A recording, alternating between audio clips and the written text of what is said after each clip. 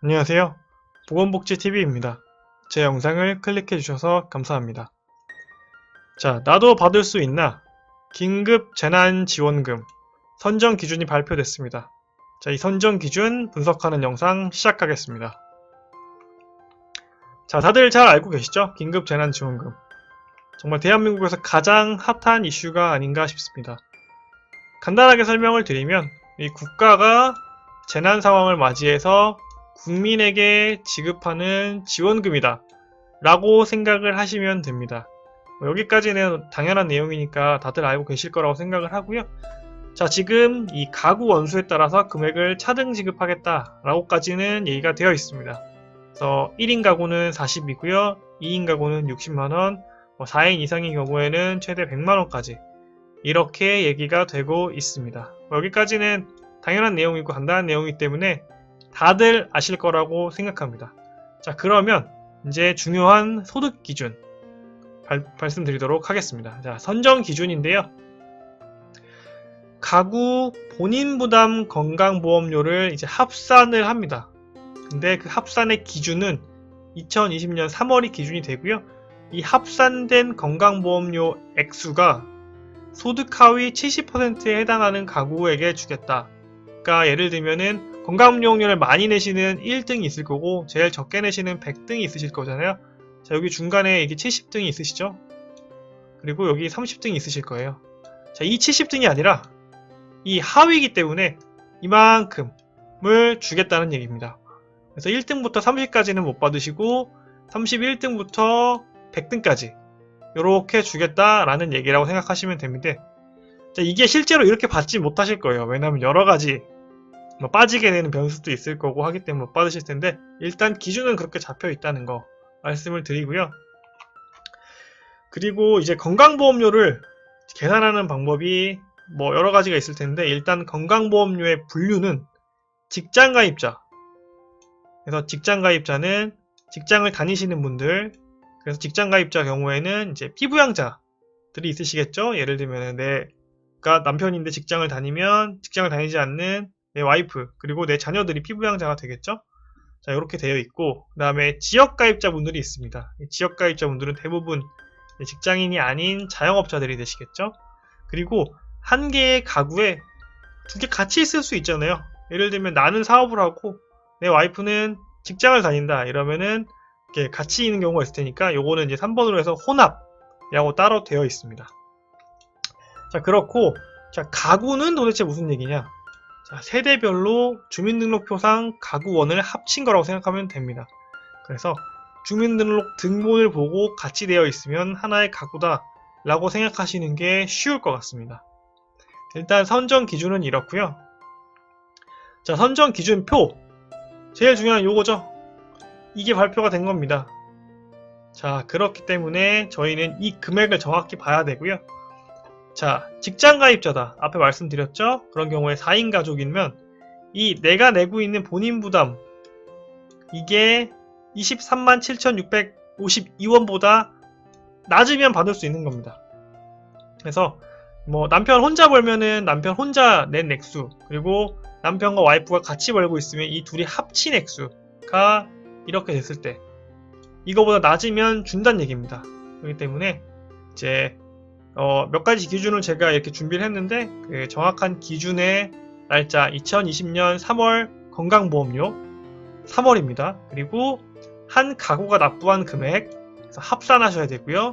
그리고 이 왼쪽의 표보다 적다면 자, 수령 가능하신 겁니다. 자, 그래서 이 가구 원수에 따라서 금액이 달라지겠죠? 당연히 달라지니까 이 가구 원수를 먼저 확인을 하시고요. 그 다음에 내가 1번인지 2번인지 3번인지 보시고 그 액수를 비교하셔서 적으면 받을 수 있다 라고 생각을 하시면 됩니다. 자, 그런데 저번에도 한번 말씀드렸지만 이 고액자산가분들은 적용 제외를 검토하고 있습니다. 그래서 이 부분은 제가 뒤에서 다시 한번 설명드릴 건데 고액자산자가 제외될 수 있다 라는 거 한 번만 확인해 주시면 되겠습니다. 자, 그러면 이 소득 하위 70%를 정할 때 왜 건강보험료를 정한 거냐? 도대체 왜? 자, 긴급재난지원금입니다. 자, 긴급한 상황, 그러니까 신속한 지원이 필요한 거고요. 그 다음에 재난지원금입니다. 재난 상황에서 어려움을 겪는 사람을 지원해주겠다는 내용입니다. 이렇게 그 신속성 그리고 어려운 사람에 대한 적합성 두 가지가 필요한 상황이기 때문에 건강보험료를 선택한 건데요. 자, 건강보험료 같은 경우에는 가장 최신 자료를 활용할 수 있습니다. 그래서 직전 월의 소득이 반영이 가능하다. 그래서 직전 월에 얼마를 내셨는지가 비교가 가능한 거죠. 그렇기 때문에 상대적으로 다른 기준에 비해서 최신 자료를 활용하고 있다 라고 되어 있고, 그 다음에 두 번째로 우리나라 국민의 97%가 건강보험료 관련돼서 이미 기준이 잡혀 있습니다. 기록이 되어 있기 때문에 정말 그냥 대한민국 사람이라면 거의 다 이 건강보험료 체계 안에 들어가 있다고 생각할 수 있기 때문에 실질적인 비교가 신속하게 가능한 거죠. 그래서 바로 쓸 수 있습니다. 자, 그리고 세 번째로 저희 모두가 이걸 내가 받을 수 있는지 없는지를 직접 확인할 수 있어요. 그렇기 때문에 요 세 가지 이유가 가장 큰 이유로 이 건강보험료를 기준으로 해서 소득 하위 70%를 잡게 됐다라고 생각을 하시면 되겠습니다. 자, 그러면 내가 받을 수 있는지 없는지 이 건강보험료 어떻게 확인해야 되냐? 자, 직장가입자분들은 월급 명세서에 보면은 건보료 얼마 냈는지 써 있습니다. 그렇기 때문에 이걸 보시면 되고요. 지역가입자분들은 건강보험 납입 고지서가 날라옵니다. 요거 확인하시면 됩니다. 자, 그런데 이게 첫 번째 방법이긴 한데 이거 사실 맨날 보고 있는 사람이 누가 있겠어요. 그리고 당장 내가 궁금하니까 다른 확인하는 방법이 궁금하겠죠? 자, 두 번째 방법이 있습니다. 자, 네이버에서 건강보험료 조회하기 라고 검색을 하시면 국민건강보험공단 여기 홈페이지가 나오고요. 거기서 조회하실 수 있게 지금 시스템이 되어 있습니다. 자, 근데 이제 직장가입자분들은 상대적으로 간단해요. 그래서 본인의 보수 월액이나 이 보수 외 소득을 다 입력하면 바로 나옵니다.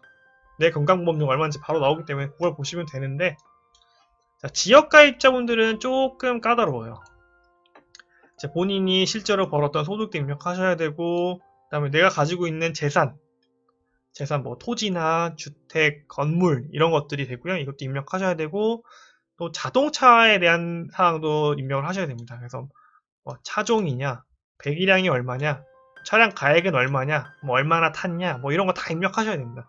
입력하면 이 건강보험료가 조회가 됩니다. 자, 이게 두 번째 방법이고요. 이것도 사실 쉽지 않아요. 직장가입자분들은 상대적으로 간단하지만 지역가입자분들은 쉽지 않아요. 자, 그 세 번째 방법이 있습니다. 자, 콜센터, 건강보험공단 콜센터에 전화하셔서 위에 있는 사항들 말씀해 주시면 얼마입니다 라고 알려줄 겁니다. 그리고 본인의 디테일을 알려주시면 바로 얼마입니다 라고 얘기해 줄 거기 때문에 이렇게 총 3가지 방법으로 우리가 건강보험료를 확인할 수 있다 라고 생각을 하시면 되겠습니다. 자, 그러면 중복수령, 지금 대한민국에 긴급재난지원금도 있고요, 소비쿠폰도 있고, 지자체에서 지원하는 생계비 지원도 있고요, 여러 가지가 있는데, 자, 중복수령 할 수 있냐? 자, 저소득층, 아동, 노인 소비쿠폰. 제가 어제도 말씀드렸지만, 요거는 중복수령 가능합니다. 분명히 가능하고요. 자, 근데 지자체별로 지급하는 지자체 자체 지원금 있잖아요. 그런 것들은 이제 지자체별로 기준이 다를 겁니다. 그렇기 때문에 제가 여기서 가능하다, 가능하지 않다라고 말씀드릴 수는 없습니다. 자, 근데 이제 예를 들어드리면 경기도 포천시에 사는 4인 가구입니다. 이분들 같은 경우에는 건보료 기준이 아까 4인 가구 기준보다 이하기 때문에 지금 재난지원금 100만원은 확정이 되셨고요. 그러면 경기도에서도 지금 1인당 10만원씩 주고 있으니까 4인이니까 40만원, 그 다음에 포천시는 1인당 40만원을 주겠다고 지금 얘기를 하고 있어요.